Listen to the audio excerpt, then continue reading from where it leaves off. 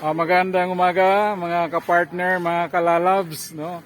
Nandito tayo ngayon sa San Roque Chapel sa Giles. Ito ay ilang proyekto ng parokyano, no?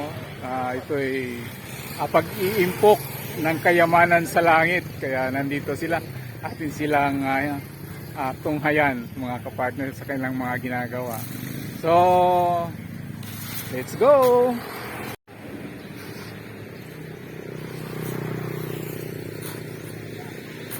Ayan. So umpisa mga kapartner, itong harapan ng chapel ay yan, Carabao grass lang. Ayan. Ayan sa gilid-gilid. Ngayon, may isang parokyano na siya ay upang mas maganda yung paglakad. Paglakad papuntang langit, charot, papuntang chapel pala. So, para sila ay hindi na mapuputikan. Ayan. Ito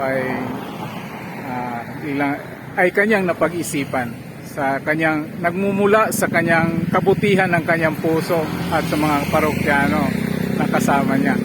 So ito.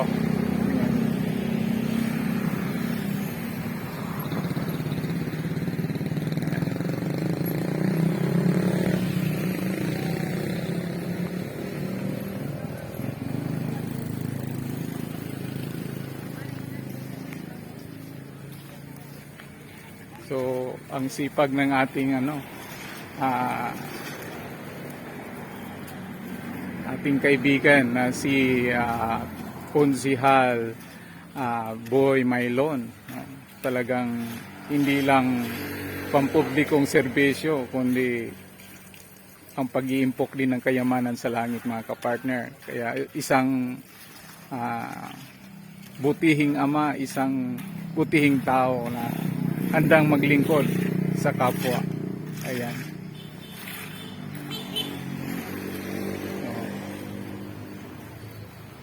At ito ang mga kanyang mga kasama.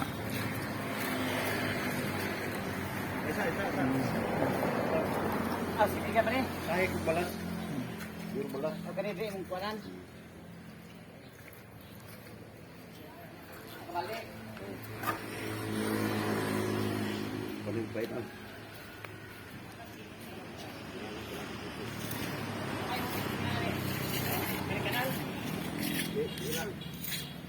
Kaya na po pala.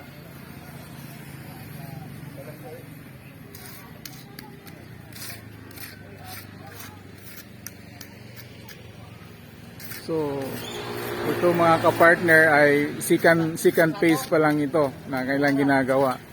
So, babalikan lang natin to pag dating ng panahon na matatapos na nila. Ito ay flex ko lang sa inyo ang kailang ginagawa. So, sana mas marami pang mga tao na katulad nila na handang mag-alay ng kanilang talento at yaman, no? Yung 3Ts: time, talent, and treasure. So, yan mga kapartner. Tapos yun,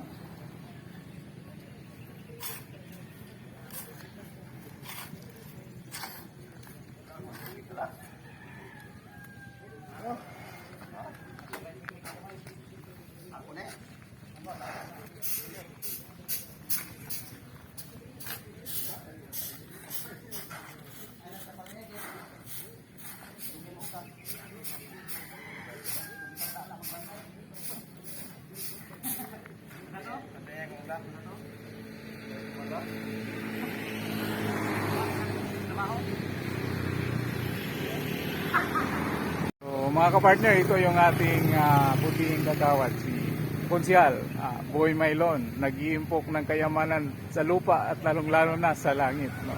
Purihin ang Diyos at ang kanyang kasama, si Kuya Aurelio at nasa likuran ko ang mga kasamahan, mga angels. Okay. So hanggang dito lang muna kapartner, dahil first phase natapos second phase at pag tapos na, i-flex ko uli. No, part 1 lang ito mga ka-partner. So magandang umaga sa lahat ng mga nanonood na taga-subaybay at nagmamahal. Bye-bye! Okay, kaway. Okay, bye-bye. Okay.